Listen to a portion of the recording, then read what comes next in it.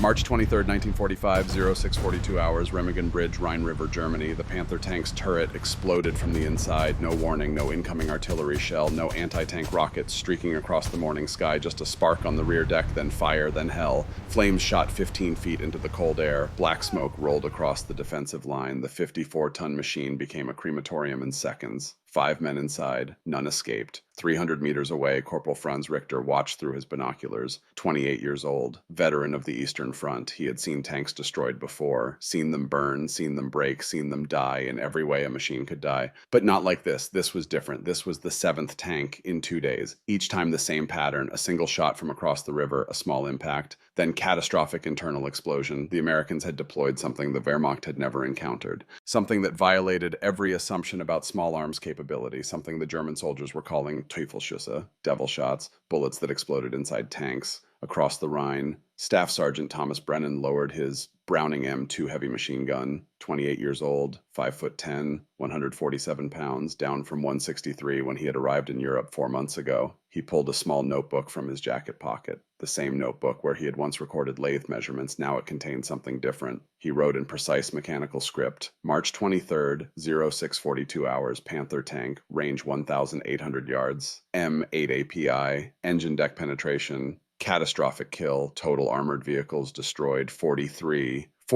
German tanks destroyed by one man with ammunition that cost $1.75 per round. But the real story was not the ammunition. It was not even the 43 tanks. The real story was a promise made by a 10-year-old boy to his father in a machine shop in Akron, Ohio, 18 years before this moment, a promise about precision, about responsibility, about the difference between right and wrong measured in thousandths of an inch, a promise that would save 390 American lives and cost 253 German lives, and break something inside Thomas Brennan that would never fully heal. This story took 47 hours to research. Declassified Army after-action reports from the National Archives, Wehrmacht intelligence assessments captured after the war, Brennan's personal notebook donated to the Army Ordnance Museum in 1995. If you value these deep dives into forgotten American innovations, hit that subscribe button right now. It tells the algorithm to share this with more people who understand that real history is not found in summaries. It is found in the details that changed everything, but nobody remembers. Now let's go back to where it started, to a machine shop in Ohio, to a father teaching his son about tolerances, and making a promise that would echo through a war. Akron, Ohio, summer 1927, the lathe spun at 3,000 revolutions per minute. Metal shavings curled away from the cutting tool in perfect spirals, catching the afternoon light streaming through the factory windows. The air inside the Goodyear Tire and Rubber Company machine shop smelled of cutting oil and hot steel.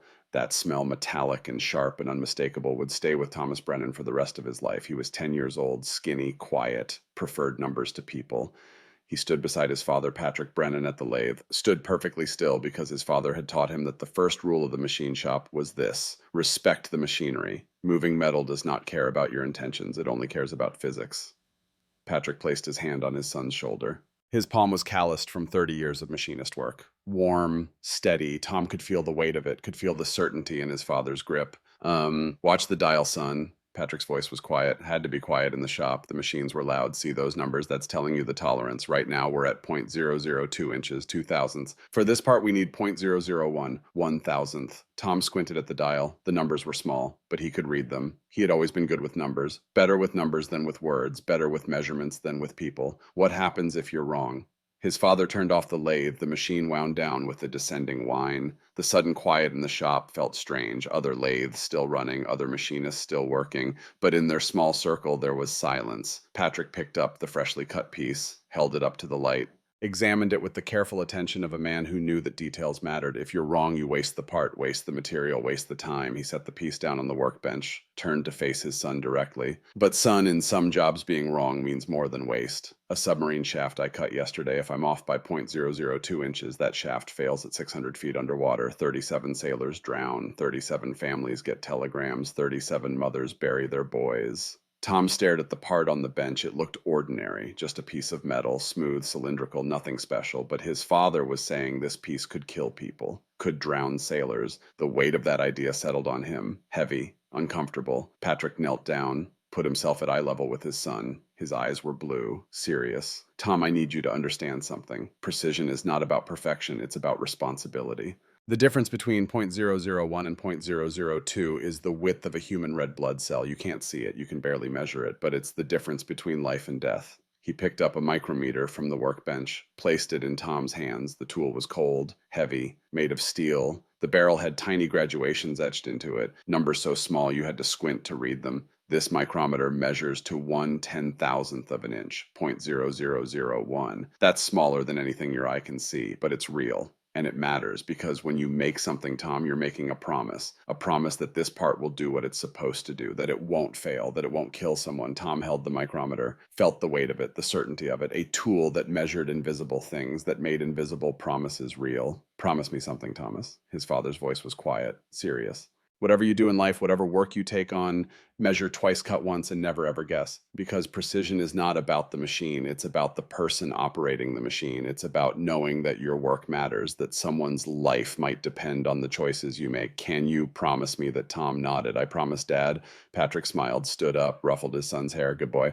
Now let's finish this shaft and let's finish it right. They turned back to the lathe. Patrick showed Tom how to adjust the cutting depth, how to read the dial, how to make the final cut that would bring the part to exactly 0.001 inches. Exactly right. Not close, not good enough. Right. When the part was finished, Patrick let Tom hold it. Let him feel the smoothness of the machined surface. Let him run his finger along the edge where the cutting tool had shaped the metal into something precise, something that would fit perfectly into a submarine drive system. Something that would not fail. Remember this feeling, Tom. This is what right feels like. 18 years later, Thomas Brennan would remember standing in that machine shop, would remember the smell of cutting oil, would remember his father's hand on his shoulder, would remember the promise, and he would apply everything his father taught him to a different kind of precision, a different kind of responsibility, a different kind of promise. The mathematics of killing. Norfolk Naval Shipyard, Portsmouth, Virginia, March 1935. Thomas Brennan was 18 years old when he took his first real job as a machinist. Not an apprentice, not an assistant, a machinist. His father had written a letter of recommendation, had vouched for his son's skill, had promised the shipyard that Tom could cut to tolerances most machinists could not achieve. The shipyard hired him on a trial basis, gave him 3 weeks to prove himself. On the second day, they handed him a blueprint for a submarine drive shaft tolerance, 0.0001 inches. 1/10,000th, the width of a single bacteria. Tom cut the shaft in 4 hours, measured it 17 times. Every measurement came back identical, 0.0001. Perfect. The shop foreman, a man named Gerald Hughes, examined the shaft with a micrometer, checked it against the blueprint, checked it again, looked at Tom with something between surprise and respect. How old are you, son? 18, sir. Who taught you to cut like this? My father. Patrick Brennan, Goodyear Tire, Akron. Hughes nodded slowly. Set the shaft down. You're not on trial anymore. You're hired. Full machinist. Starting today. For the next 6 years, Thomas Brennan built components for the United States Navy. Submarine drive shafts, destroyer engine parts, torpedo tubes, propeller assemblies, everything that required absolute precision, everything where failure meant death. He worked alone mostly, preferred it that way, did not talk much, did not socialize. The other machinists thought he was strange, quiet, too serious. They played cards during lunch, told jokes, talked about baseball. Tom ate his sandwich in silence and studied blueprints, calculated tolerances, measured twice. By 1941, Tom was a master machinist, one of the best in the shipyard, could cut to tolerances that most men could not even measure accurately. His supervisor once asked him how he maintained such consistency. Day after day, part after part, never a mistake, never a failure. Tom's answer was simple. I pretend every part I make is the one that will save my life someday. He had no idea how prophetic those words would become. November 1941, Thanksgiving. Tom drove home to Akron for the holiday, 8 hours in his used Ford. The roads were empty, the sky was gray. Late autumn in Ohio, cold, not quite winter but getting close. His mother, Margaret Brennan, had made turkey, stuffing, cranberry sauce. The house smelled like home, like childhood, like safety. At the dinner table sat his father, Patrick, now 53, still working at Goodyear, still cutting parts, still measuring twice. His mother, Margaret, 49, elementary school teacher, kind, patient.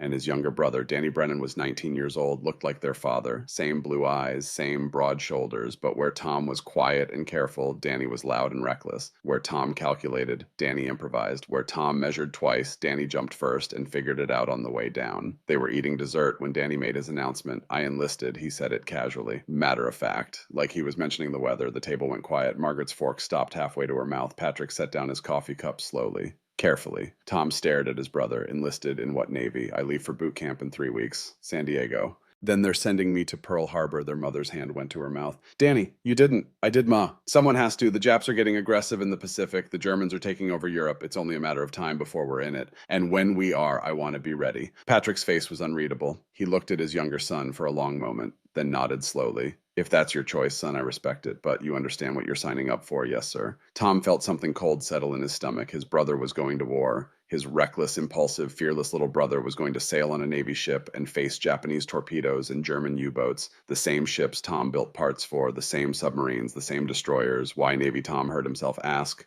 Why now? Danny turned to him, smiled that confident smile, that Danny smile, because someone has to, Tom. You're building the ships. I'll sail them. That's how it works. Before Danny left for boot camp, Tom gave him something, their grandfather's pocket watch, silver, engraved, kept perfect time. Their grandfather had carried it through World War I, had brought it home safely, had passed it to Patrick, and Patrick had given it to Tom when he turned 18. Tom placed it in Danny's hand. Keep it safe. Bring it back. Danny closed his fingers around the watch. I will. I promise. The last image Tom had of his brother was Danny waving from the train station. December 1st, 1941, heading west, heading to San Diego, heading to boot camp, heading to Pearl Harbor, heading to a ship called the USS Arizona. 1 week later, everything changed. December 7th, 1941, Norfolk Naval Shipyard, late shift. Tom was working on a destroyer engine component when the announcement came over the shipyard radio. The voice was crackling. Urgent. The words did not make sense at first. Japanese aircraft had attacked Pearl Harbor. The Pacific Fleet was under assault. Battleships were burning. Thousands dead. Tom set down his tools, walked outside into the cold Virginia night. Across the shipyard, submarines sat in dry dock. Destroyers were being fitted with new engines. Components he had built, parts he had cut, machines he had measured, all of it was suddenly meaningless. Because while he had been cutting steel to 10,000ths of an inch, other men had been dying. His brother was in Pearl Harbor. He tried calling the Navy Department, tried calling the base, tried calling anyone who might know. The lines were jammed. Everyone was calling. Everyone was looking for someone. For 48 hours, Tom did not sleep, did not eat, did not work, just waited. The telegram arrived December 9th. His supervisor brought it to him personally, did not say anything, just handed him the envelope and walked away. Tom's hands shook as he opened it. The paper inside was thin, official, typed, Western Union, December 9th, 1941, Mr. and Mrs.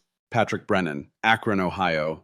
The Navy Department deeply regrets to inform you that your son, Seaman Daniel Patrick Brennan, United States Navy, was killed in action in the performance of his duty and in the service of his country. The department extends to you its sincerest sympathy in your great loss. USS Arizona, Pearl Harbor, December 7th, 1941. Tom read it 3 times. The words did not change. Danny was dead. His brother was dead. The fearless, reckless, confident boy who had promised to bring back their grandfather's watch.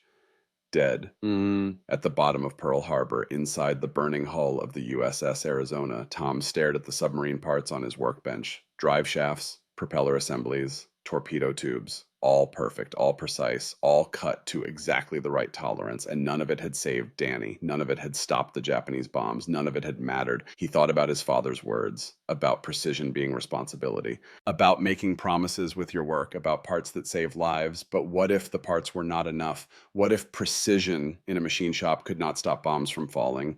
What if measuring twice and cutting once could not bring Danny home? Tom walked to his supervisor's office, knocked on the door. Gerald Hughes looked up from his desk. I need to enlist. These parts can't bring my brother back. Maybe something else can. 3 days later, Thomas Brennan walked into an Army recruiting office. He was 24 years old, 5'10", 163 pounds, underweight for his height, but within acceptable limits, no combat experience, no military training. The recruiter looked at his file. What skills do you have? I'm a machinist. I work with precision equipment. The recruiter checked a box on the form. We'll find a use for that. Fort Benning, Georgia, January 1942. Basic training. Tom hated it. Hated all of it. The marching, the physical training. The barbed wire crawls, the obstacle courses, the shouting, the chaos. Everything was imprecise. Everything was approximate. Everything was good enough instead of right. Drill sergeants yelled instructions. Recruits fumbled through movements. Nobody measured anything. Nobody calculated anything. Just move fast, shoot straight, keep your head down. It was the opposite of everything Tom's father had taught him. The other recruits mocked him, called him college boy, called him slide rule, laughed when he struggled with the obstacle course, laughed when he came in last on the 5-mile run. Tom ignored them. focused on what he could control, disassembling his M1 Garand, cleaning it, reassembling it, 90 seconds, perfect every time. But he was miserable. This was not what he had signed up for. This was not precision. This was just surviving, and surviving was not enough. He needed purpose, needed something that mattered, needed something that connected to the promise he had made in his father's machine shop 18 years ago. Then they introduced him to the Browning M2 heavy machine gun. The weapons instructor was a sergeant named William Morrison, 35 years old, career Army. He set the M2 on a table in front of the recruits. The gun was massive, 40 inches long, 84 pounds unloaded, dark metal, brutal in its simplicity. Morrison's voice was matter of fact. Professional. This weapon is the Browning M2, 50 caliber, effective range against infantry, 1 mile, rate of fire, 450 rounds per minute. This weapon can penetrate light armor, destroy aircraft, suppress enemy positions at extreme range. But it is only effective if you understand ballistics. He pointed to a chart on the wall behind him. The chart showed a parabolic curve, a bullet's trajectory. Numbers along the curve indicated distance, 500 yards, 1,000 yards, 1,500 yards. And at each point, a measurement, bullet drop. At 500 yards, the bullet drops 24 inches. At 1,000 yards, it drops 72 inches. You need to compensate. Aim high, account for wind, calculate trajectory. For the first time since enlisting, Thomas Brennan smiled. This was mathematics. This was precision. This was something he understood. He raised his hand. Sergeant, is there a formula for calculating bullet drop at intermediate ranges? Morrison stopped, looked at Tom. The other recruits snickered. Of course, the college boy would ask about formulas. But Morrison did not laugh. He walked over to Tom's position, studied him for a moment. What's your name, Private Brennan, Sergeant? Thomas Brennan. You understand math? Brennan, I'm a machinist, Sergeant. I work with tolerances measured in 10,000ths of an inch. I understand precision. Morrison nodded slowly. Then he smiled. Then you're going to love this weapon, son. Because this is lathe work, just a different scale. For the next 6 weeks, Thomas Brennan became obsessed with the Browning M2. He studied the ballistics manual, memorized the trajectory tables, calculated wind drift at different ranges, learned to read atmospheric conditions, temperature, humidity, air pressure. All of it affected the bullet's flight path. All of it could be measured. All of it could be calculated. At the firing range, while other recruits sprayed bullets in the general direction of targets, Tom fired in controlled bursts, calculated his aim point, adjusted for conditions, observed his impacts, made corrections. By the end of training, Tom could consistently hit man-sized targets at 800 yards. The previous range record was 600 yards. Morrison pulled him aside on the last day of training. Private Brennan, I'm recommending you for heavy weapons specialization. You have a savant-level understanding of this weapon. The Army needs people like you. Thank you, Sergeant. Morrison hesitated, then spoke quietly. Brennan, the M2 is a beautiful weapon, elegant, precise, but remember, it's still designed to kill people. Don't fall in love with the mathematics so much that you forget what those calculations actually do. Tom nodded. But he was already thinking ahead, thinking about trajectories, about compensations, about precision, about keeping the promise he had made to his father, about responsibility, about parts that save lives. He just did not realize yet that the parts he would be making were bullets, and the lives he would save would cost other lives. 253 lives, August 1944, Normandy, France. The 2nd Armored Division landed 2 months after D-Day. The beaches were secure. The breakout from the hedgerows was underway. By November, Tom's unit had pushed inland and reached the German border. They called it the Hurtgen Forest. 50 square miles of dense evergreen forest along the German-Belgian border. Thick, dark, cold. The trees grew so close together that sunlight barely reached the forest floor. The ground was frozen. The air smelled of pine and death. The Americans called it the meat grinder. The Germans called it the death factory. Both were accurate. The 28th Infantry Division went into the Hurtgen in early November. 10 days later, they came out with 6,184 casualties, 62% losses. The 9th Infantry Division replaced them. 2 weeks later, they had suffered similar casualties. And everywhere, German armor dominated. Panzer Mark IV tanks, Panther tanks, all positioned at ranges between 600 and 800 yards, just beyond the effective range of American infantry weapons, hauled down behind ridges, invisible until they fired, and when they fired, men died. Thomas Brennan watched this nightmare unfold from his position with 2nd Armored Division. His unit was supposed to provide fire support, protect the infantry, suppress enemy positions, but they could not protect anyone, not when German tanks could sit at 700 yards and destroy everything in front of them. Tom had been assigned a loader, Private First Class Eddie Walsh. 22 years old, Boston Irish, quick with jokes, good with his hands. Eddie fed ammunition belts into the M2 while Tom aimed and fired. They worked well together. Eddie understood that Tom needed silence to calculate, needed focus to adjust, did not talk during engagements, just loaded and waited. But even perfect teamwork could not change the fundamental problem. The M2 could throw bullets a mile. Tom could hit targets at 800 yards, but hitting did not matter if the bullets bounced off. November 15th, 1944. Tom had watched his 7th Sherman tank burn that morning. 17 men inside. The Sherman had tried to engage a Panther at 700 yards. The American 75mm gun could not penetrate Panther armor at that range. The German 88mm gun could penetrate anything. The Sherman died in seconds. Tom watched through his binoculars, watched the crew try to bail out. Only 3 made it. The rest burned. That night, Tom sat in a frozen foxhole and thought about precision, about tolerances, about his father's words, about promises. The M2 could reach those German tanks. The ballistics were proven, but the ammunition could not penetrate. There had to be another way. December 3rd, 1944, 3 miles inside Germany, Tom's unit occupied a small village, 27 men, 4 half-tracks, 2 M4 Sherman tanks. At 6:30 hours, 3 German Panzer IV tanks appeared on the ridge to the east. 800 yards away, perfect firing position, hull down. The American Shermans engaged immediately, fired, missed. The morning fog made accuracy poor. The Germans did not move, did not need to. They were untouchable at that range. The first German shell hit the lead Sherman in the turret. The tank exploded, metal shrieked, ammunition cooked off. Secondary explosions tore the vehicle apart. 8 men died instantly. The second Sherman tried to maneuver, tried to flank. The second German shell caught it in the side armor, the weakest point. Fire consumed the vehicle in seconds. 9 more Americans dead. Tom sat behind his M2 on a half-track, 800 yards from the enemy, close enough to see them through binoculars, too far to engage effectively with a machine gun. He could fire. The rounds would reach that distance.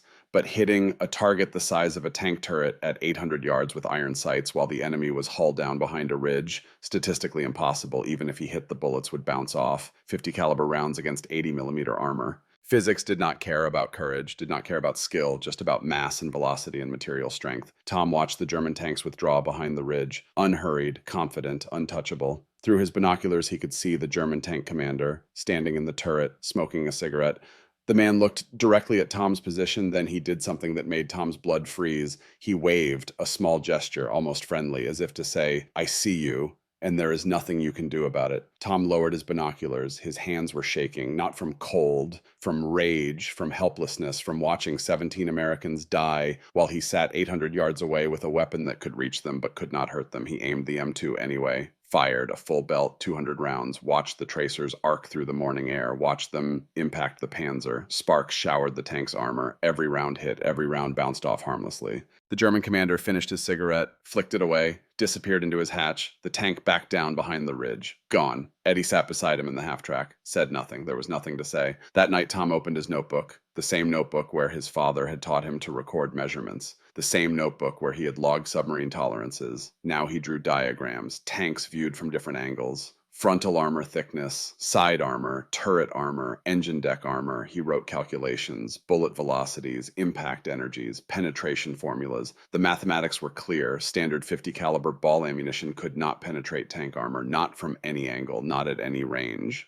But Tom kept thinking, kept calculating, because somewhere in the mathematics there had to be an answer. His father had taught him that precision was about finding the right tool for the job, about understanding the problem deeply enough to solve it. The problem was penetration. The tool was ammunition, and somewhere the right ammunition existed. It had to, because Americans did not lose because of insufficient tools. They lost because they had not yet figured out how to use the tools they had. Tom stared at his diagrams, at the weak points on the tanks, engine decks, 20 millimeters of armor, turret rings, 15 millimeters, rear plates, 30 millimeters, thinner than frontal armor, much thinner, but still too thick for standard ammunition, unless...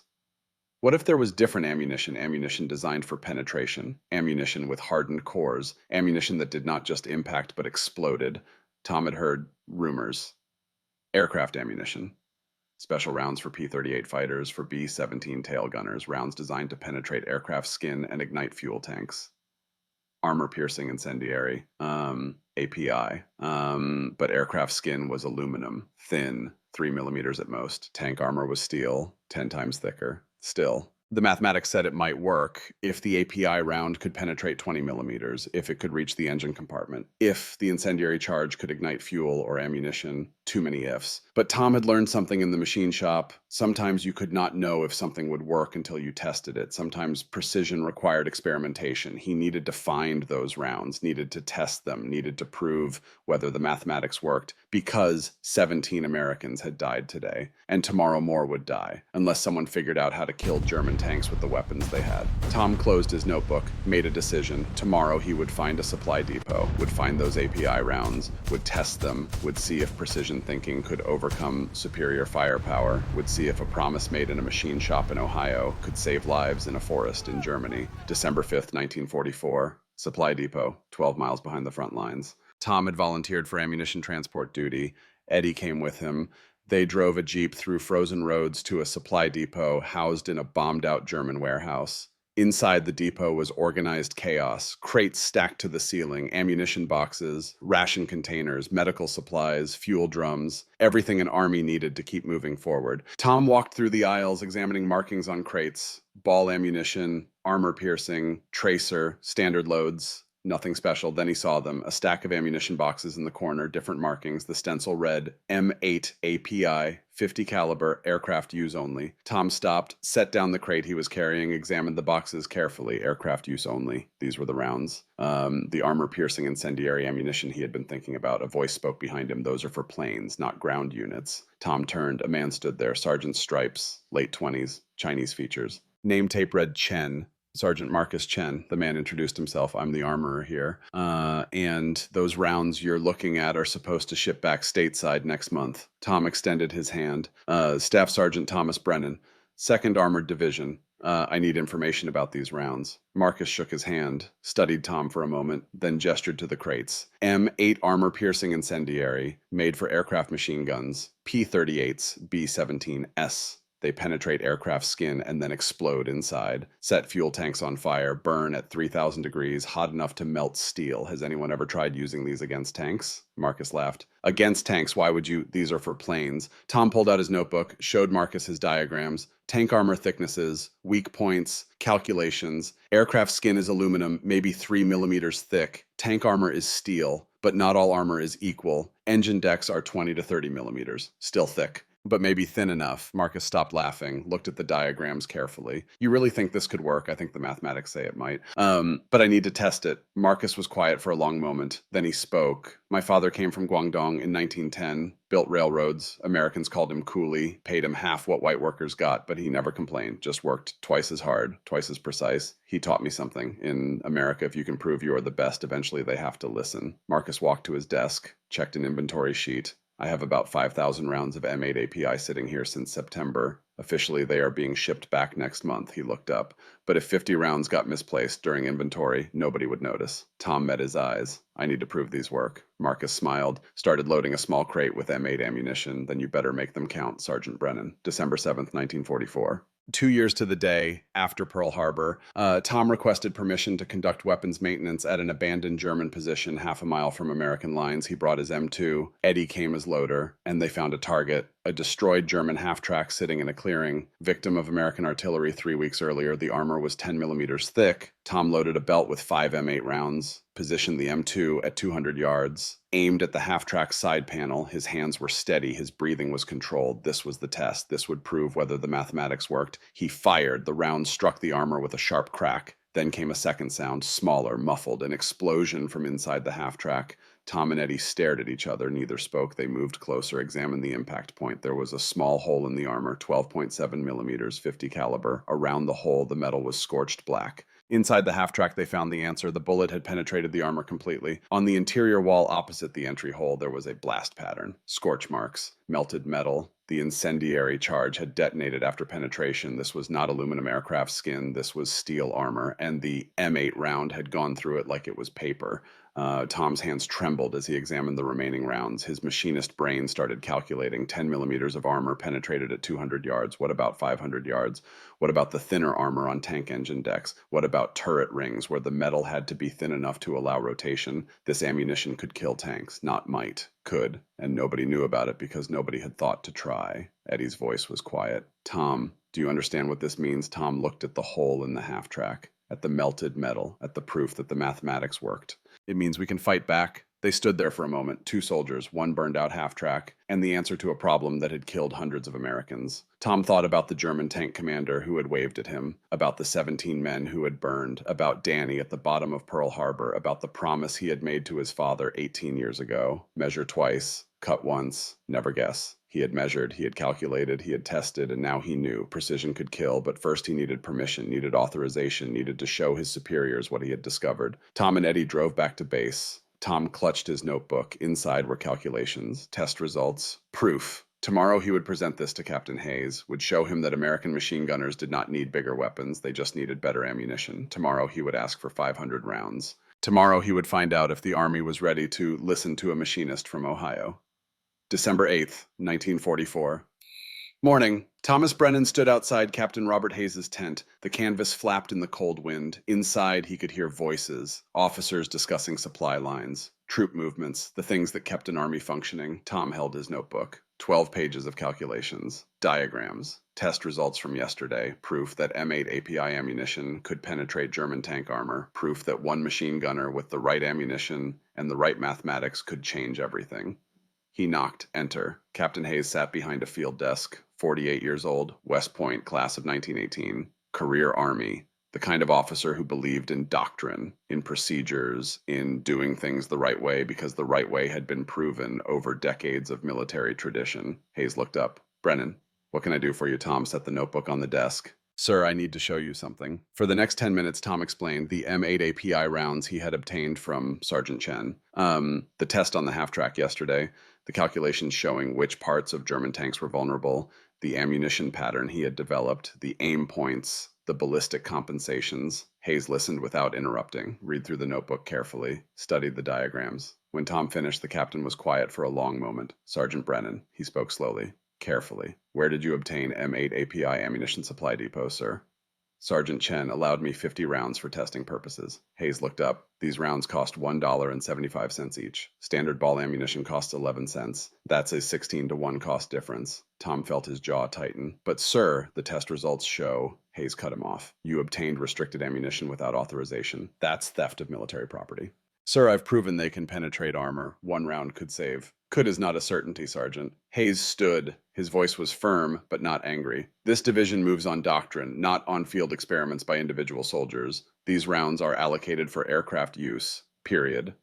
Tom tried again. Sir, with respect, aircraft aren't dying at 800 yards while we watch. Tanks are. 17 men burned yesterday because we couldn't. Hayes raised his hand. I understand your frustration, Sergeant, but we have procurement protocols for a reason. If I authorize this, I need approval from Division. Division needs approval from Corps. This takes time, paperwork, verification. How much time, sir? Weeks? Maybe months. Tom's hands clenched. Sir, in weeks, hundreds more Americans will die. Yesterday proved the mathematics work. We don't need verification. We need ammunition. Hayes' expression hardened. Sergeant Brennan, I respect your initiative. But if I find you've obtained more API rounds without authorization, I will have you court-martialed. Is that clear? Yes, sir. Tom picked up his notebook, walked out of the tent. Eddie was waiting outside. What did he say? Tom did not answer immediately. Just stood there in the December cold, thinking about 17 Americans burning in Sherman tanks, thinking about the German commander who had waved at him, thinking about Danny at the bottom of Pearl Harbor, thinking about a promise made in a machine shop 18 years ago. The rule book was written by people who never operated the machinery. Eddie looked at him. So what do? Tom met his eyes. We prove it works. Then they can't ignore us. That afternoon, Tom found Marcus Chen at the supply depot. I need 500 rounds. Marcus raised an eyebrow. Your CO approved that my CO doesn't understand what we have here, but he will. After I show him what these rounds can do. Marcus studied him for a moment. You know what you're asking? 500 rounds at $175 each. That's $875 of ammunition. If this doesn't work, that's court-martial territory. Tom met his eyes. It will work, because the mathematics says it will, and mathematics doesn't lie. Marcus was quiet. Then he smiled. My father used to say something else. Sometimes in America you have to prove you're right before they'll let you be right. He walked to the M8 API crates, started loading ammunition boxes, 500 rounds of M8 API. Officially, the shipment got damaged in transport. Unusable. He handed Tom the first box. You better be right, Tom. I'm not wrong, because I've already tested it. And the metal doesn't lie. That night, Tom sat in his foxhole. 500 rounds of M8 API ammunition stacked beside him, hidden in cans, marked as standard ball. He opened his notebook, started writing, not kill counts, doctrine, ammunition pattern, 4 M8 API, 1 armor piercing, 1 tracer, repeat, reasoning, API for penetration and incendiary effect, AP for backup penetration, tracer for trajectory observation and target marking, aim points, primary, engine deck,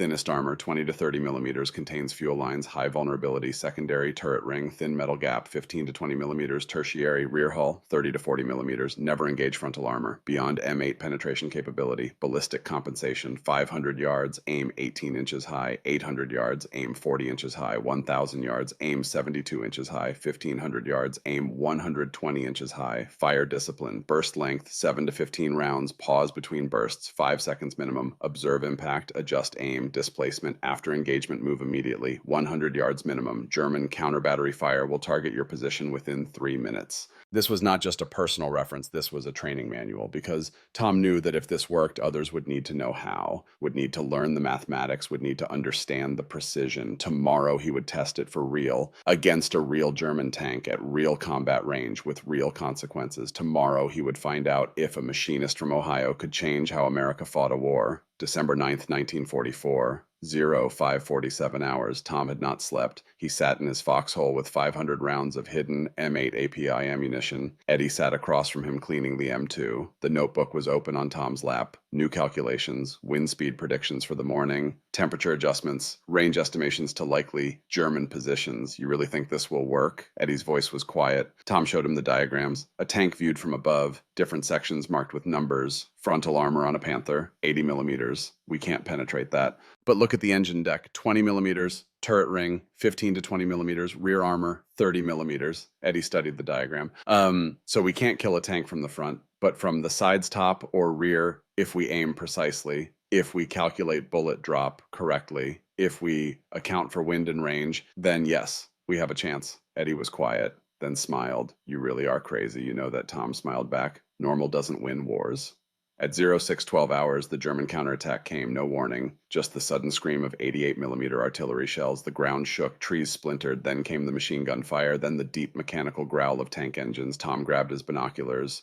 Through the morning fog, he saw them. 3 Panzer IV tanks moving down the road from the east, 850 yards away, maybe 900. The American Sherman tanks were 3 miles back. Artillery support was engaged elsewhere. Anti-tank guns were positioned to cover a different approach.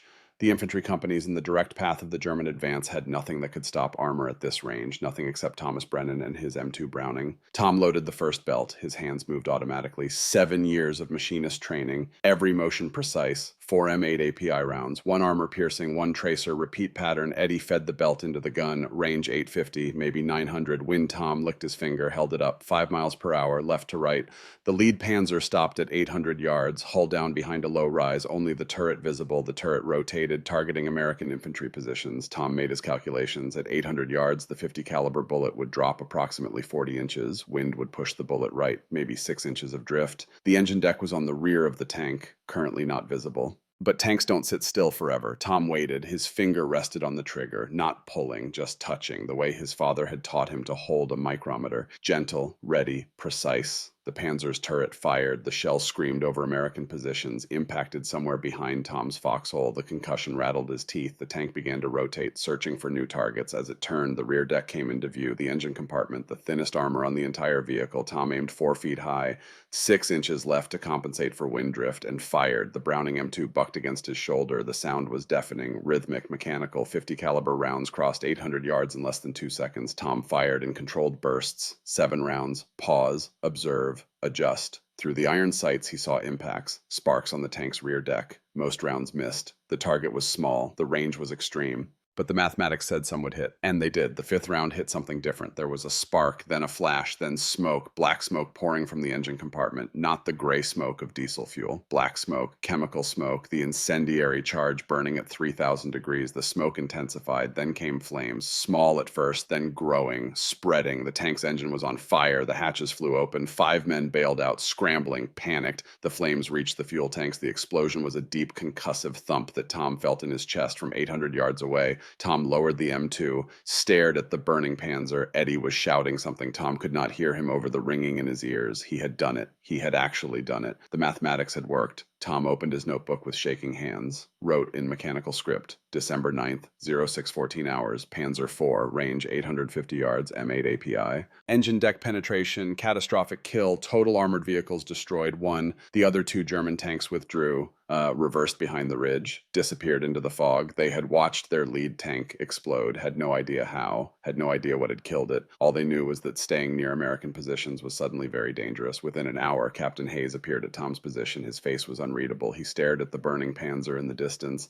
then at Tom, then at the M2. Sergeant Brennan, did you destroy that tank? Yes, sir. With your machine gun, using ammunition you obtained without authorization? Yes, sir. Hayes was silent for a long moment. Walk with me, Sergeant. They walked toward the burning tank. 800 yards through frozen forest, neither spoke. The only sound was their boots crunching through snow. When they reached the tank, it was still too hot to approach closely, but Hayes did not need to get close. He could see the entry hole from 30 yards away, small, precise, 12.7 millimeters. Around the hole, the metal was scorched and buckled from the inside. Hayes circled the tank slowly, examined the damage. The crew's bodies lay nearby. Tom looked away. Finally, Hayes spoke. Sergeant Brennan, you stole military property, conducted unauthorized weapons testing, violated procurement protocols. Yes, sir. I should court-martial you. Yes, sir. Hayes turned to face him. How many rounds do you have left? 493, sir. Hayes stared at the burning tank, at the proof that Tom's mathematics worked, at the evidence that a $50 machine gun could kill a $50,000 tank using ammunition that cost less than $2 per round. Tell Sergeant Chen those rounds are no longer being shipped anywhere. They're allocated to 2nd Armored Division, effective immediately. Tom felt something release in his chest. Yes, sir. You just proved that we don't need bigger guns, we need smarter soldiers. Hayes continued. Do you understand what that means, Brennan, sir? It means you've changed how this division fights. Maybe how this whole damn army fights. Hayes pulled out a notebook of his own, started writing. I want you to document exactly what you did. Range, ammunition pattern, aim point, ballistic calculations, everything. Write it down like you're teaching someone who's never seen a machine gun before. Yes, sir. And Brennan Hayes looked at him directly. Good work, Sergeant. That night, Tom filled 12 pages of his notebook, not with kill counts, with doctrine, ammunition pattern, 4 M8 API, 1 AP, 1 tracer, repeat, the reasoning behind each round type, the backup systems, the trajectory observation, aim points, primary, engine deck, secondary, turret ring, tertiary, rear hull, never engage frontal armor, the mathematics that made each target viable, ballistic compensation,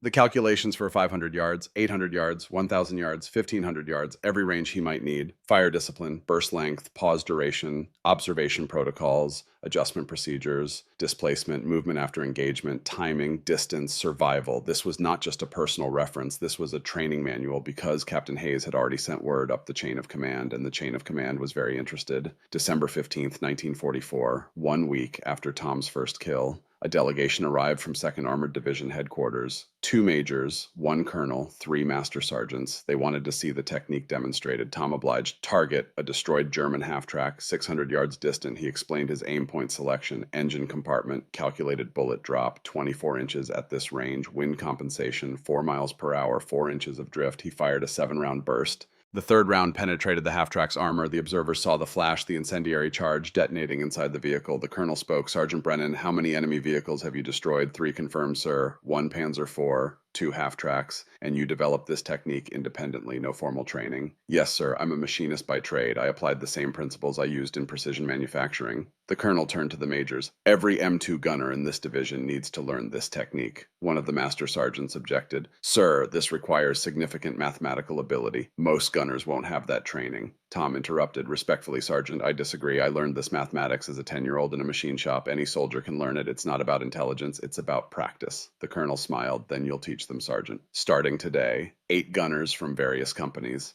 You have 1 week to make them proficient. For the next 7 days, Thomas Brennan became a teacher. 8 M2 gunners, ages 19 to 34, farm boys, factory workers, college students, men who had never thought about ballistics as mathematics, who had never calculated wind drift or bullet drop.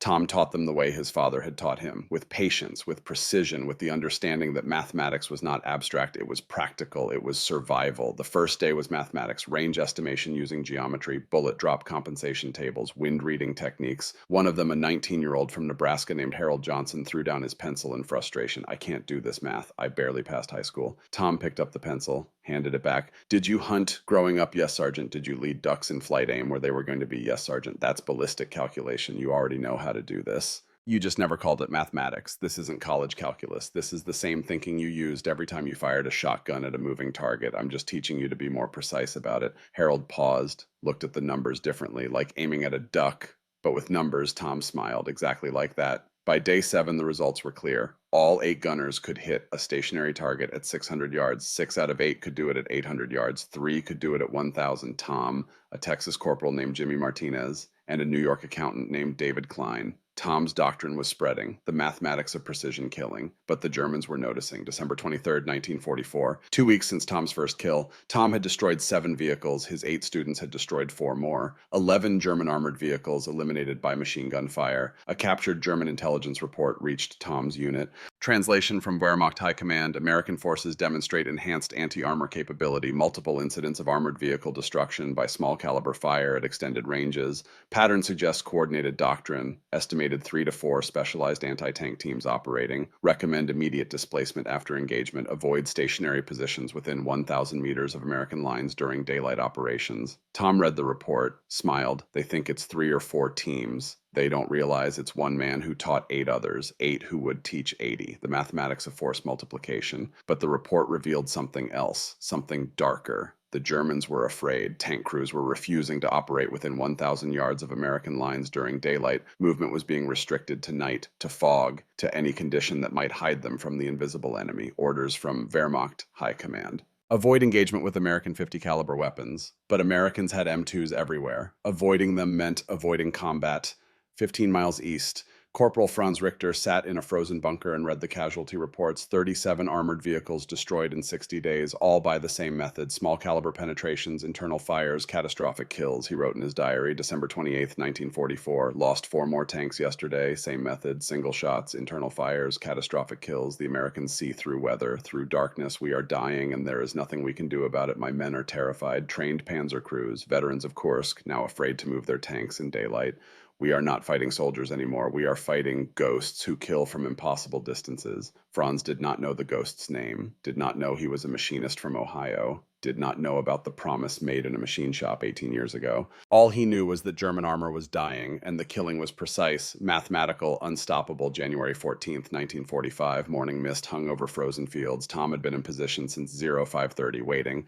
His M2 positioned on a small rise, 900 yards of clear field of fire. At 0715 movement, 4 German vehicles approaching through fog, 2 Panzer IVs, 2 half-tracks. Tom's hands no longer shook when he aimed. 57 days of combat had burned away the nervousness. What remained was muscle memory. He aimed at the lead Panzer's engine deck, compensated 42 inches high for bullet drop, fired 7 rounds. The 4th one penetrated. Smoke appeared within seconds. The tank stopped. Crew bailed out. Tom swung the M2 to the 2nd Panzer, waited for it to angle. When it turned to face the burning lead tank, Tom fired again. This time, the 2nd round in the burst found its mark. Engine fire, smoke, crew evacuation. The half-tracks tried to retreat, too slow. Tom engaged both. Thin armor, easy penetration, 4 vehicles, 11 minutes, 13 rounds of M8 API. Tom recorded the kills in his notebook. 15 total now, but the numbers were beginning to blur. Each vehicle represented 4 or 5 men. 60 human beings who died because Thomas Brennan had calculated bullet trajectories with machinist precision. He thought about his father's words, about precision being responsibility, about promises, about parts that save lives. But these parts were bullets, and the lives they saved cost other lives. Tom closed his notebook, looked at the burning vehicles across the frozen field, wondered if this was what his father had meant, wondered if precision could be both salvation and damnation, wondered if Danny would be proud or horrified. That night, Eddie brought Tom coffee, found him sitting alone in their foxhole, staring at nothing. "You okay?" Tom did not answer immediately. When he spoke, his voice was quiet. "I've killed 60 men in 67 days. I know their names, their units, their ages from intelligence reports. Gunther Schmidt, 23, Panzer Commander, left a wife and infant daughter. Klaus Weber, 19, driver, wrote to his mother every week. Eddie sat beside him. Tom, they'd have killed us." "I know." Tom's voice was flat. "The arithmetic is clear. Each tank I kill saves approximately 15 American lives. That's 225 Americans alive because I did this. But arithmetic doesn't account for the screaming, doesn't account for what happens to a man's soul when he becomes very, very good at killing." Eddie was quiet, then spoke. "My uncle fought in the First War, came home different, used to wake up screaming. Took him 10 years before he could sleep through the night. He told me once that war doesn't make you a killer. It just reveals whether you have the capacity, and living with that knowledge is the real battle." Tom looked at him. "You think I have the capacity?" Eddie met his eyes. "I think you have the capacity to do what needs to be done. That's different. That's duty, not pleasure." Tom nodded slowly. But the weight did not lift. February 15th, 1945, 79 days since Tom's first kill, 22 enemy vehicles destroyed, but the cost was mounting. Tom weighed 151 pounds, down 12 from his arrival weight. Sleep came in 2-hour increments, when it came at all. His hands had developed a constant tremor, not from fear, from exhaustion. The war was grinding him down, not just physically, something deeper. Each calculation led to someone dying, each precise aim point, each perfectly compensated trajectory, all of it ended the same way. Fire, smoke, screaming. March was coming, and with it the final push, the Rhine crossing, the largest operation since D-Day. Captain Hayes had promised Tom he could rest after the Rhine, had promised rotation, medical evaluation. Time away from the front, but Tom knew better, knew that precision was not something you could turn off. That responsibility did not end because you were tired. That promises made in machine shops echoed through wars. One more river, one more operation. Then he could rest. Then he could try to remember what it felt like to be Thomas Brennan the machinist instead of Thomas Brennan the killer. Then he could try to figure out if those two people could ever be the same person again. But first the Rhine. And the Germans would make their final stand, would throw everything they had left at the Americans crossing that river, and Thomas Brennan would be there with his M2, with his mathematics, with his promise, ready to prove one final time that precision thinking could defeat superior firepower, even if it cost him everything he had left. March 12th, 1945, 93 days of continuous combat, 28 vehicles destroyed.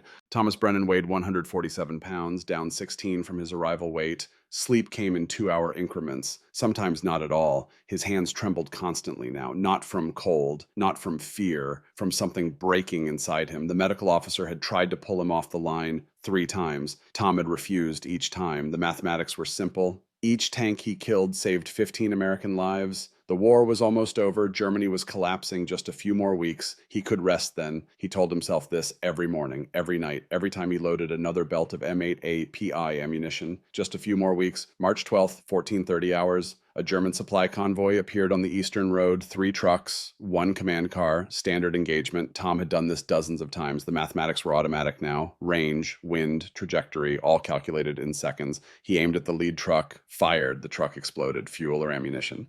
The fireball rose 30 feet into the gray sky. The second truck swerved, tried to escape. Tom tracked it, led the target, fired, hit the cab. The truck careened off the road, crashed into a ditch. The command car tried to reverse. As it turned, Tom saw clearly through his sights. A German officer driving, maybe 40, gray at the temples, and in the passenger seat, a young soldier, 19 at most, blonde hair, wide eyes, terrified. The boy looked directly at Tom's position, could not see him, could not know that death was calculating his trajectory, could not know that in 2 seconds a bullet would end his life. Tom's training said fire, enemy in the open, vulnerable, eliminate the threat. His finger was already squeezing the trigger. Then something happened. 1 second, 2 seconds. The hesitation was brief, almost imperceptible, but it was there. The burst caught the command car's engine block. 1 round penetrated through the engine into the passenger compartment. The young soldier was hit, not killed, instantly wounded. Tom watched through his sights as the boy fell from the car, screaming. Other Germans ran to help him. Tom could have fired again, could have killed them all, could have followed doctrine, could have followed orders. Instead, he lifted his finger from the trigger, watched them drag the wounded soldier away, watched them load him into the surviving truck, watched them disappear down the road. Eddie stared at him. "Why didn't you shoot?" Tom did not answer for a long time. When he spoke, his voice was barely audible. "Because he's 19, and I'm the one who shot him, and that's enough." That night, Tom wrote in his notebook, 28 vehicles confirmed, 1 shot I wish I'd missed. But there were no wishes in war, only consequences, only mathematics, only the weight of precision that grew heavier with each calculation. Over the next 9 days, the killing continued. Tom destroyed 9 more vehicles, bringing his total to 37 by the eve of the Rhine crossing. Panthers at long range, Panzer IVs in morning fog, half-tracks trying to escape. The killing had become mechanical, automatic. Each day brought more calculations, more trajectories, more burning steel, but with each kill, Tom felt himself disappearing. The machinist from Ohio who had made a promise to his father, the brother who had lost Danny at Pearl Harbor, the man who had once believed that precision was about responsibility, all of it was being replaced by something else, something colder, something that calculated death with the same care he had once used to cut submarine shafts, something that was very, very good at killing. March 15th, 1945. Captain Walsh found Tom cleaning his M2 for the 3rd time that day. The medical officer was 42, had seen enough combat stress to recognize the signs. The repetitive behaviors, the 1,000-yard stare, the trembling hands. Sergeant Brennan, you're being rotated off the line. Tom did not look up from the gun. No, sir. That wasn't a request. You've lost 16 pounds. You sleep 2 hours a night when you sleep at all. Your hands shake constantly. You're burning out. I'm still effective. You won't be if you collapse. Walsh sat down beside him. The Rhine crossing starts in 6 days. Largest operation since D-Day. We need you fresh, not dead on your feet. Tom finally looked at him. Sir, with respect, every tank I kill saves 15 Americans. That's documented data. Tomorrow the Wehrmacht makes its final stand. Every gun they have will be on that river. If I can take out even 3 or 4 tanks, that's 45 to 60 American lives saved. And if you collapse, if exhaustion makes you miss, if you're too slow and a German tank kills a platoon because you weren't sharp enough, Tom's jaw tightened, then I fail. But I'd rather fail trying than sit in the rear, knowing I could have helped. Walsh studied him for a long moment. You understand you're not going to survive this war if you keep pushing. Not the way you're going. The war is almost over, sir. Germany's collapsing. Few more weeks. I can rest then. Walsh sighed. Fine. But after the Rhine, you're done. No arguments. Understood. Understood, sir. The doctor walked away. Tom returned to cleaning his gun. The same motions. Over and over. Disassemble. Clean. Oil. Reassemble. The repetition was calming, mathematical, precise. One more operation, one more river, then it would be over. He had no idea how wrong that calculation would be. March 21st, 1945, 0545 hours, Rhine River crossing. Tom sat in a landing craft with 37 other men.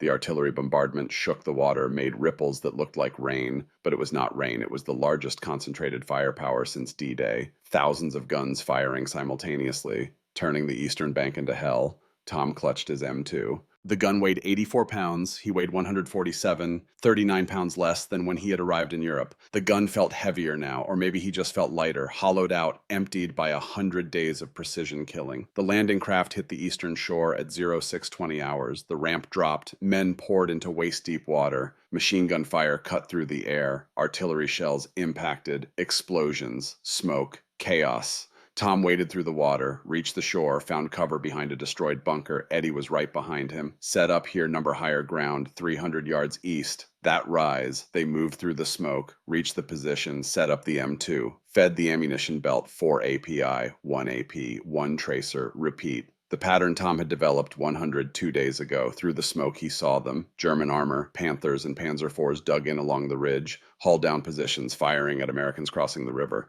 Tom calculated ranges, 1,000 yards to the nearest Panther, 72 inches of bullet drop, wind 8 miles per hour, right to left, 12 inches of drift. He aimed, compensated, fired. The first burst missed. He adjusted, fired again. The 5th round in the second burst penetrated the Panther's engine deck. Smoke, then fire. Crew bailed, tank burned, vehicle number 37. The battle for the Rhine bridgehead lasted 3 days, the most intense combat Tom had ever experienced. German resistance was fanatical. The Wehrmacht was making its final stand. Every tank, every gun, every soldier they had left. March 21st, afternoon, 2nd Panther at 900 yards. Tom engaged, hands shaking so badly Eddie had to help him load. But the mathematics still worked. 3rd round penetrated, tank burned. Vehicle number 38, March 21st, evening. 3rd Panther at 1100 yards. Tom's vision was blurring, exhaustion, dehydration. Too many days without proper rest. He aimed, missed, adjusted, missed again. 3rd burst, finally, penetration, fire. Vehicle number 39, highest single day count. 3 tanks in 1 day. Tom could barely write in his notebook. His hands shook too much. Eddie had to steady the page. That night, Tom sat in a hastily dug foxhole and stared at his hands. They would not stop trembling, not from cold, not from fear, from something breaking inside him. 103 days of calculating death, of precision killing, of being very, very good at ending lives. The mathematics still worked, the ballistics were still accurate, but the man doing the calculations was failing, piece by piece, calculation by calculation. March 22nd, 1945. Day 2 of the Rhine crossing. German counterattacks intensified, desperate attempts to push American forces back across the river. 0812 hours, Panther at 700 yards, Tom engaged. First burst missed entirely, hands shaking too much. Eddie grabbed his shoulder. Tom, breathe, like you taught us. Breathe. Tom closed his eyes, forced his breathing to slow. 1 breath, 2 breaths, 3 breaths. Opened his eyes, aimed again, compensated for the tremor, fired. 3rd round penetrated, Panther burned. Vehicle number 40, 1445 hours, Panzer IV at 800 yards. Tom's vision was doubling. He aimed at what he thought was the tank. Fired, missed, adjusted, missed again. 3rd burst, 4th burst, finally. Penetration, fire, vehicle number 41, 1920 hours, half track at 600 yards, twilight. Should have been an easy shot. Tom had made this shot 100 times, but it took him 4 bursts. His hands were shaking so badly he could barely hold the gun. When the round finally hit, the half track exploded. Vehicle number 42. Eddie helped Tom back to their foxhole that night. Tom could barely walk. His legs would not support him properly. Everything felt distant, disconnected. You need a medic. No. One more day. You can't even hold the gun steady. I can hold it steady enough. Tom's voice was hollow. One more day. Then it's over. What's over? The battle. The war. Tom did not answer. Could not explain that it was not about the battle. It was about finishing what he had started 104 days ago, about seeing the mathematics through to its conclusion, about proving that precision thinking could defeat superior firepower, even if it killed him in the process. March 23rd, 1945, 0642 hours. Tom had not slept, could not sleep. His hands trembled constantly now. His vision occasionally doubled. The medic had found him at 0400. Tried to pull him off the line. One more tank. Just one more. Then I'm done. You're done now, Sergeant. That's an order. Tom looked at him. With respect, sir, you're a medic. You can't give me orders about combat operations. The medic's face was grave. You're going to die out here, maybe, but not today. Through the morning mist, Tom saw it. One final German Panther tank, emerging from the smoke, 1,800 yards away, the longest shot he had ever attempted. The mathematics ran through his head automatically. 78 inches of bullet drop, 12 inches of wind drift, the Panther's engine deck visible, 20 millimeters of armor, within M8 penetration capability. Barely. Tom aimed. His hands shook. He braced the gun against his shoulder, used his body weight to stabilize it, compensated high, compensated left. Fired, first burst missed. He adjusted, fired again. The fifth round in the second burst penetrated 1,800 yards, a hole 12.7 millimeters wide and 20 millimeters of armor. The incendiary charge detonated 3,000 degrees, melting steel, igniting fuel. The Panther's engine exploded. Flames shot 15 feet into the air. The crew tried to bail out. Too late. Ammunition cooked off. Secondary explosions. The entire vehicle consumed. Across the Rhine, Franz Richter watched through his binoculars. The 7th tank in 2 days. The 43rd tank in 105 days. He lowered his binoculars. His hands shook. Not from cold, from understanding. The war was over. Germany had lost. No amount of courage or skill could overcome an enemy who could turn machine guns into tank killers. Tom lowered his M2, pulled out his notebook with hands that could barely hold the pencil, wrote in barely legible script. March 23rd, 0642 hours, Panther tank, range 1,800 yards, M8 API, engine deck penetration, catastrophic kill, total armored vehicles destroyed, 43. He closed the notebook, looked at the burning tank across the river, and felt absolutely nothing. The war had taken something from him. He did not know if he would ever get it back. Eddie's hand was on his shoulder. You did it. 43. Nobody else in this entire army has killed that many tanks with a machine gun. Tom nodded. Could not speak. The mathematics had worked. 105 days, 43 vehicles, approximately 215 tank crew members, another 38 infantry, total German deaths, 253 men, 253 families, 253 mothers, 253 funerals, all because Thomas Brennan had learned to calculate bullet trajectories with machinist precision. May 7th, 1945, Germany surrendered. Tom returned to the United States in June, flew into New York, took a train to Ohio, arrived in Akron on June 19th. His father met him at the station. They did not speak much. There was not much to say. Patrick looked at his son, saw the weight loss, the trembling hands, the hollowness in his eyes, did not ask questions, just put his hand on Tom's shoulder the same way he had 18 years ago in the machine shop. Welcome home, son. Tom went back to work at Goodyear Tire on June 25th. Same lathe, same tolerances, same precision work, as if nothing had changed, except everything had changed. October 1945, church social. Tom met Sarah Mitchell, 26 years old, elementary school teacher, quiet, kind, did not ask about the war. That was the most important thing. She did not ask. They married in March 1946, had 4 children over the next 10 years. Tom worked at Goodyear for 37 years, retired in 1982, never discussed the war. When neighbors asked if he had served, he said yes. When they asked what he had done, he said he had been a machine gunner. That was all. For 40 years, Tom kept the notebook in a locked box in the basement, never showed it to anyone, not his wife, not his children. The 43 kills, the calculations, the techniques, all of it remained buried until one day in 1967, November 11th, 1967, Veterans Day, Cleveland, Ohio. Tom was 50 years old, gray hair, reading glasses, 20 pounds heavier than his combat weight. He attended the VFW hall because his son had asked him to. Sat alone in a corner, drank coffee, watched other veterans tell stories. A voice spoke in accented English. You were 2nd Armored Division. Tom looked up. A man stood there, maybe 2 years younger, slight German accent. Yes. Rhine Crossing, March 1945. Tom's chest tightened. Yes. The man sat down, extended his hand. Franz Richter. I was corporal, 6th Panzer Division, defensive positions east of Remagen. Tom stared at the hand, then shook it. Franz's grip was firm. Working man's hands. You were machine gunner, M2 Browning. Yes. Franz smiled without humor. You killed my friends. 7 tanks in 2 days, March 21st through 23rd. I watched them burn. Silence stretched between them. Tom met Franz's eyes. I killed many Germans, following orders, like you. 43 tanks. Franz's voice was quiet. I saw the records after the war. All destroyed by one gunner. You, Tom nodded. That's 200 men, maybe more. I've calculated it at 253, including infantry kills. Franz's face went pale. You counted. I'm a machinist. I count everything. They sat in silence. The VFW hall continued around them. Other veterans laughing, telling stories, living with their memories. Finally, Franz spoke. I immigrated to America in 1951, came to Cleveland, started over. But I still dream about the Rhine crossing, about watching tanks explode, about not understanding how you were killing us. Tom's voice was flat.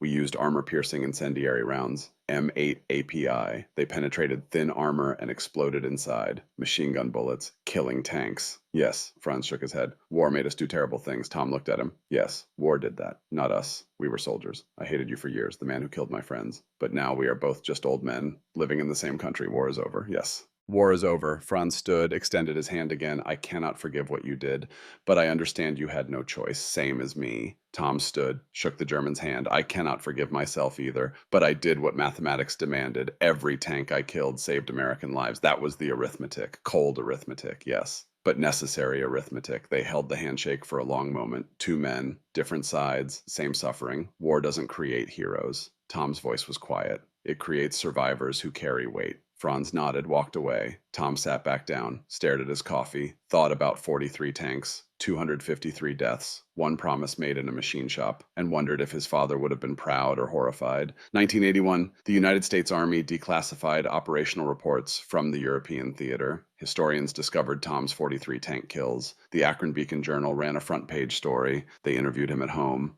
He was 64, recently retired. The reporter asked how it felt to be a hero. Tom's response was immediate. I'm not a hero. I was a machinist who learned to aim. Many men did extraordinary things in that war. I survived to talk about it. The real heroes didn't come home, but you saved lives. I ended lives, 253 German lives. That they were enemy soldiers doesn't make killing them noble. It makes it necessary. Necessary and noble are different things. The interview ended shortly after. Tom refused all subsequent requests. Tom died in 1997, age 80, heart failure, peaceful, surrounded by family. His obituary mentioned his military service in one paragraph. The rest focused on his 40 years at Goodyear, his children, his grandchildren, his quiet life. That was how he would have wanted it. Today, Tom's M2 Browning sits in the United States Army Ordnance Museum. The placard reads, M2 Browning heavy machine gun, used by Staff Sergeant Thomas Brennan, 2nd Armored Division, 1944 to 1945, credited with destroying 43 enemy armored vehicles using M8 API ammunition. This weapon represents American ingenuity under fire. His notebook sits beside the gun, open to March 23, 1945, the final entry, tank number 43. Modern military doctrine still teaches Tom's techniques. Mixed ammunition belts, precision aim points, ballistic compensation. The M8 API round evolved into the M20 API, still standard issue in NATO forces. The same principles Tom discovered in 1944 are being applied today because the mathematics of warfare does not change, only the tools change. And Americans, when faced with inadequate tools, do not complain. They optimize, they innovate, they win. Tom's legacy was not the kills, it was the precision. The 43 tanks were not an accomplishment, they were a burden.